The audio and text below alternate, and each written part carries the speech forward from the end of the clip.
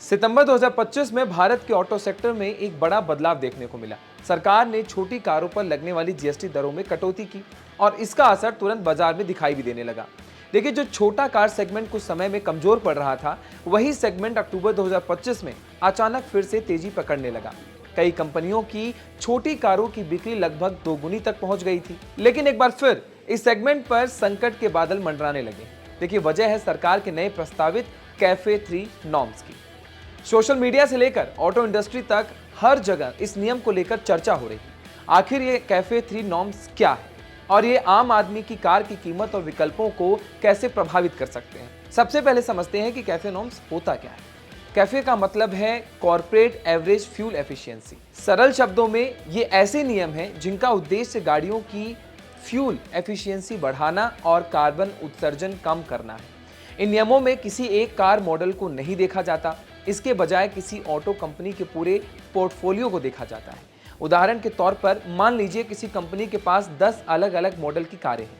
इनमें छोटी petrol car, बड़ी एसयूवी और कुछ इलेक्ट्रिक कारें भी शामिल हो सकती हैं। कैफे नॉर्म्स के तहत यह देखा जाता है कि इन सभी कारों को मिलाकर सड़क पर चलने वाले कुल कितने कार्बन डाइऑक्साइड उत्सर्जन हो रहे हैं, यानी कंपनी की पूरी कार लाइनअप का औसत उत्सर्जन मायने रखता है। कैफे 3 नॉर्म्स में क्या बदलाव होगा, ये भी आप जान लीजिए। देखिए, आप बात करते हैं कैफे 3 नॉर्म्स की, जो बदलने क्या वाला है।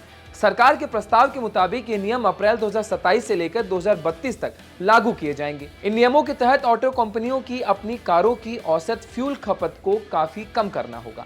2027 तक कंपनियों को अपनी कारों को औसत फ्यूल खपत लगभग 3.73 लीटर प्रति 100 किलोमीटर तक लेके ही आना होगा। देखिए, 2032 तक इसे और घटाकर 3.01 लीटर प्रति 100 किलोमीटर तक लाना होगा। अगर कोई कंपनी लक्ष्यों को हासिल नहीं कर पाती है तो उस पर जुर्माना भी लगाया जा सकता है। छोटी कारों को लेकर विवाद हो रहे हैं। अब सवाल उठता है कि इसका असर छोटी कारों पर क्या पड़ेगा। दरअसल पिछले साल जो पहला ड्राफ्ट जारी हुआ था, उसमें छोटी कारों को कुछ छूट दी गई थी। यह छूट उन कारों के लिए थी जिनकी लंबाई 4 मीटर से कम, इंजन क्षमता 1200 सीसी से तक था या उनसे ज्यादा था, वजन करीब 909 किलोग्राम तक था। लेकिन इस छूट को लेकर ऑटो इंडस्ट्री में विवाद शुरू हो गया है। जिन कंपनियों के पोर्टफोलियो में बड़ी कारें और एसयूवी ज्यादा हैं, उन्होंने इस नियम का विरोध किया। उनका कहना था कि वजन के आधार पर छूट देना सही नहीं होगा। विवाद बढ़ने के बाद सरकार ने नए ड्राफ्ट में छोटी कारों को दी गई यह राहत हटा दी थी। यहीं से चर्चा शुरू हुई कि आने वाले समय में छोटी कारों की कीमत बढ़ सकती है। आम आदमी पर क्या असर पड़ेगा, ये आप जान लीजिए। देखिए, अगर कैफे 3 नॉर्म्स मौजूदा ड्राफ्ट के अनुसार लागू होते हैं तो कंपनियों को छोटी कारों को और ज्यादा फ्यूल एफिशिएंसी बढ़ाना पड़ेगा। इसके लिए उन्हें नई टेक्नोलॉजी का इस्तेमाल करना होगा, जैसे मॉडल हाइब्रिड सिस्टम।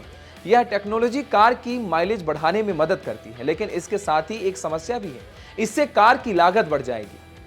इसी वजह से विशेषज्ञ मानते हैं कि छोटी कारों की कीमत करीब 10% तक बढ़ सकती है। दिलचस्प बात यह है कि पिछले साल जीएसटी कटौती के बाद लगभग इतनी ही कीमत कम हुई थी। यानी अगर नए नियम लागू होते हैं तो जीएसटी से मिला फायदा काफी हद तक खत्म हो सकता है।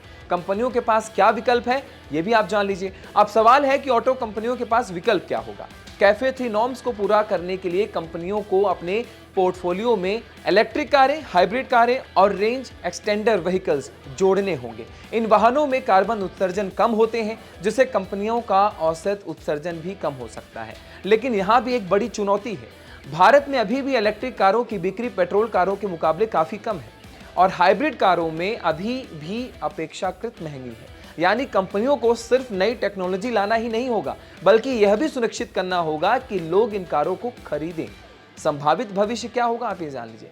फिलहाल कई ऑटो कंपनियां कम लागत वाली हाइब्रिड टेक्नोलॉजी पर काम कर रही हैं। उम्मीद की जा रही है कि आने वाले वर्षों में हमें ऐसी कारें देखने को मिलेंगी जिनमें हाइब्रिड सिस्टम तो होगा, लेकिन कीमत अभी की तुलना में ज्यादा नहीं होगा। अगर ऐसा होता है तो यह ऑटो इंडस्ट्री और ग्राहकों दोनों के लिए एक संतुलित समाधान हो सकता है। कुल मिलाकर कैफे 3 नॉर्म्स का उद्देश्य पर्यावरण को बेहतर बनाना और गाड़ियों को उत्सर्जन को कम करना होगा, लेकिन साथ ही ये भी सच है कि इन नियमों का असर छोटी कारों की कीमत और भारतीय ऑटो मार्केट की दिशा पर भी पड़ सकता है। आने वाले समय में यह देखना दिलचस्प होगा कि सरकार, ऑटो कंपनियों और ग्राहक, इन तीनों के बीच संतुलन कैसे बनाया जाता है, क्योंकि भारत जैसे देश में छोटी कारें सिर्फ एक वाहन नहीं बल्कि लाखों परिवारों के लिए पहली कार का सपना भी होती हैं।